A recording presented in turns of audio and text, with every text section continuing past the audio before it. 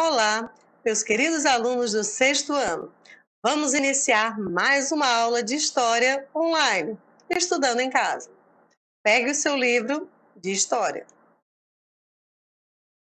Lembrando, na aula passada nós vimos que todos nós somos sujeitos e agentes históricos. Todos nós somos construtores da nossa história. E não apenas os grandes heróis e pessoas ilustres, governantes do passado. Continuando a leitura, página 26. Cultura, memória e narrativas. A palavra cultura pode ter diferentes significados. Geralmente, relacionamos o significado dessa palavra com o universo artístico e intelectual. Alguns estudiosos, no entanto, ressaltam que o termo cultura apresenta um sentido mais amplo, mais abrangente. Para eles, a cultura é o conjunto de conhecimentos, ideias e crenças e práticas de valores que se constituem ao longo do tempo na vida cotidiana de uma sociedade. Ou seja, cultura é tudo aquilo que é produzido, fabricado, construído, pensado pelos seres humanos. Tudo que nós fazemos é cultura, tanto em objetos como também nas nossas crenças e nas nossas maneiras de pensar. São entendidas como cultura todas as dimensões da experiência humana, como as habilidades, as produções materiais e os modos de compreender o mundo, incorporados socialmente e transmitidos pelas diferentes gerações a seus descendentes. Já a memória está intimamente ligada às transmissões culturais, já que ela conserva, seleciona e atualiza as informações do passado, reinterpretando-as no presente. Portanto, a memória não é um apanhado de todas as experiências e de todos os conhecimentos do passado. Ela é um recorte daquilo que se registrou, de que se lembra, porque a memória ela tem umas falhas, porque é o esquecimento comum ao ser humano. Ela sempre será estruturada por lembranças e esquecimentos, por recortes, impressões e fragmentos. Além disso, a memória se faz constantemente, restabelecendo com o presente as conexões com o passado e as experiências vividas. Além da memória individual, minha e sua, existe a memória coletiva. Um exemplo, tudo que estamos vivenciando hoje, como essa grande pandemia do Covid-19, muitas pessoas vão ter a sua memória individual, mas também coletivamente vamos ter vários momentos e episódios que elas vão pensar semelhante. Existe a memória individual, aquilo que você está vivenciando, você vai lembrar. Mas também existe aquilo que vai ser comum a toda uma sociedade. A memória individual, então, e existe a memória coletiva. Continuando a leitura. Por isso, as pesquisas de história costumam fazer uso das narrativas para compreender o modo de ver, de viver e de ver o mundo, os costumes, as formas de organização e as experiências de um grupo social. Aí você observa uma mulher griot, fazendo uma apresentação que aconteceu no Texas, nos Estados Unidos. E vamos à leitura desse pequeno texto. Em muitas sociedades africanas, os griots são os responsáveis por transmitir oralmente os saberes, as memórias e as histórias de seus povos, para que essas memórias não sejam esquecidas pelas sucessivas gerações. Como nós vimos na aula passada, são as narrativas, que elas são muito importantes para os povos africanos, porque eles transmitem a sua história oralmente.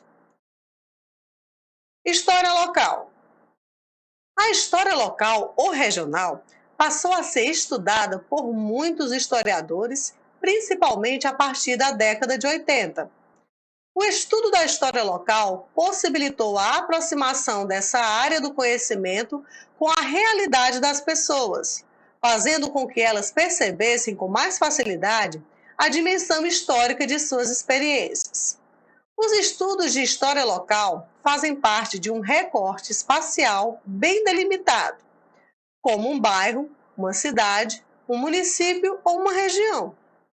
Ao estudar um espaço determinado, o pesquisador pode conhecer as singularidades das experiências, das memórias e das práticas culturais das pessoas que ali vivem e que têm uma identidade em comum. Seria um exemplo, se nós aqui fôssemos estudar a história dos feirantes aqui de Pentecoste. Nós veríamos que na nossa feira, dia de sábado, não tem só feirante daqui da cidade de Pentecoste, mas sim de todo o entorno da região próximas a Pentecoste, Paraipaba, São Gonçalo, Uruburetama. Então, nós veríamos que o que eles têm de comum é a feira. E isso se faria uma história local da feira mais completa, pegando a experiência, a memória de cada um e resgatando assim a história da feira de Pentecoste. Continuando a leitura, página 27. Geralmente, o que muda nesse tipo de estudo da história local é que o historiador passa a focalizar mais detalhadamente a vida cotidiana e as experiências dos sujeitos históricos, no caso, os feirantes. Enquanto na história nacional ou universal, os acontecimentos, as experiências e os sujeitos são estudados de maneira ampla e distanciada. Esse tipo de estudo significou a descentralização da história vista no âmbito global ou nacional. As comunidades começaram a ser observadas em suas particularidades, o que permitiu que diferentes experiências fossem investigadas.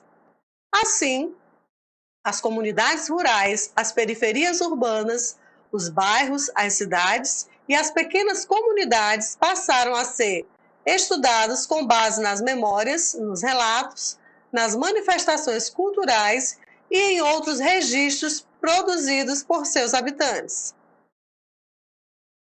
Na imagem da página 27, você está vendo, um idoso. Vamos à leitura do quadro. Muitas vezes, para conhecermos o nosso passado, conversamos com as pessoas mais velhas de nossa família. O mesmo vale para conhecermos o passado de nossa comunidade. Isso é nossa história local. Na foto você vê o seu Zé Pedro, um importante contador de histórias da comunidade caiçara e quilombola do núcleo Pissinguaba, Ubatuba, São Paulo. Nessa foto você está vendo um idoso. E eu sugiro a você, se você quiser conhecer um pouco da história local de Pentecoste, converse com seu avô ou com sua avó. Você vai ver que eles têm ricas histórias para lhe contar. Coisas que você nem imaginava e que já aconteceram aqui em Pentecoste. Vamos para a nossa atividade.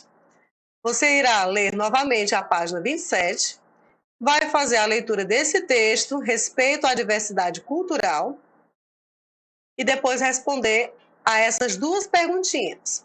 Vamos à leitura do texto. Durante muito tempo, a história de várias comunidades foi ignorada. Isso ocorria porque havia a ideia de que determinadas populações eram mais importantes, corretas e interessantes do que outras. Porém, sabemos que cada cultura guarda o seu valor e nenhuma vale mais ou menos do que outra. Todas devem ser igualmente respeitadas, ou seja, todas as culturas têm a sua importância, porque cada cultura é um universo único. Então, existem várias culturas, a cultura do índio, do africano, do europeu e assim por diante. E todas elas são importantes, não existe uma melhor ou pior. Se você disser que existe uma melhor ou pior, você está sendo preconceituoso. Aí a perguntinha, imagine que você vivenciou uma cena de preconceito contra uma cultura. O que você faria? Você vai escrever para mim o que você faria. De que modo você demonstraria a essa pessoa que você viu praticando preconceito que é importante respeitar as diversas culturas? Como você ensinaria a essa pessoa que ela deve respeitar as diferentes culturas? Muito bem, terminada a atividade, envie para o meu WhatsApp somente a atividade.